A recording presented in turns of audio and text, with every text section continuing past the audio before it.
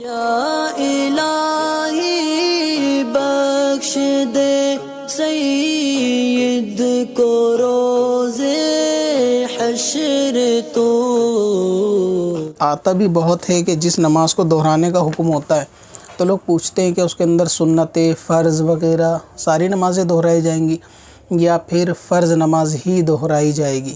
تو اس کے اندر ایک اصول یاد رکھیں آپ کہ جس کو بھی نماز دہرانی ہے، اگر اس میں خرابی جو ہے نماز کی بندے کی شرط کے اندر آئی، یعنی جو ظہر کی نماز وہ پڑھ رہا ہے، اگر اس کی شرط میں خرابی تھی، یعنی جو نماز کی شرائط ہوتی ہیں، اگر ان شرطوں میں کسی شرط میں خرابی پائی گئی تو پھر آپ کہہ سکتے ہیں کہ بعد میں وہ تمام نمازیں نہیں ہوں گی جو وہ پڑھی جائیں گی۔ اس کی ایک مثال سمجھے کہ اگر کسی نے وضو ایسا کرا کہ وہ اس کا وضو ہوا ہی نہیں، یا وضو کرنے کے بعد وضو ٹوٹنے والی کوئی چیز پائی گئی اور اس نے اسی کے ساتھ نماز پڑھی، تب تو آپ کہہ سکتے ہیں کہ اس کی کوئی بھی نماز نہیں ہے، اسے نماز پھر سے پڑھنی پڑے گی۔ تو اس میں سب چیزیں شامل ہوں گی۔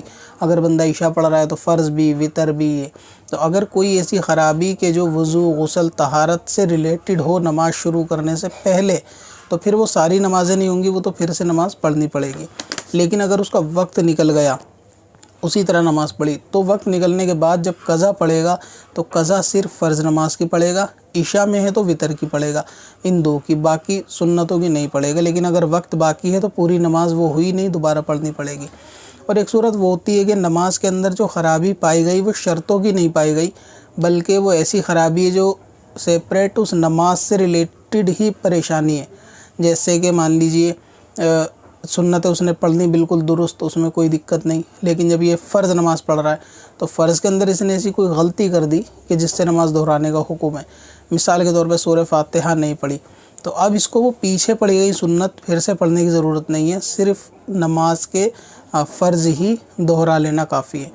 ٹھیک ویسے ہی اگر مان لیجئے کہ سنتیں پڑھنے کے بعد کسی نے پیچے فولڈ کر لیے، آستینیں فولڈ کر لیں اور اسی طرح نماز پڑھ لی، پھر بعد میں جو ہے نماز کے اندر آستینیں بعد میں کھول دیں آگے کی نماز پڑھنے کے لیے، تو جو نماز آستین فولڈ کر کے پڑھی گئی صرف اس کو دہرایا جائے گا۔ مان لیجئے کسی نے فرض میں آستینیں یا پیچے چڑھا کے نماز پڑھی تو فرض نماز وہ پھر سے ادا کرنی پڑے گی۔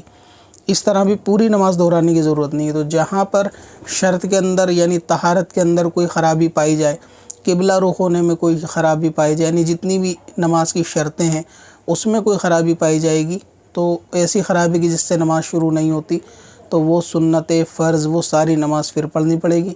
اور کوئی ایسی خرابی کہ جو صرف اس نماز میں ہے تو صرف وہی نماز دہرائی جائے، باقی دہرانے کی ضرورت نہیں۔ اگر سنت پڑھ لی تھی، صحیح پڑھی، وہ ادا ہو گئی، صرف فرض نماز دوبارہ کراہت ہے تو اس کو دہرایا جائے گا۔ اب اپنی قضا عمری نمازوں کا حساب لگانا ہوا اور بھی آسان۔ وزٹ کریں qazakalculator.smswarsi.com پر اور اس کیلکولیٹر سے اپنی تمام قضا نمازوں کا حساب منٹوں میں کریں اور ڈاؤن لوڈ بھی کریں۔ کب سے اپنی خطاؤں کا شمارا جائے گا۔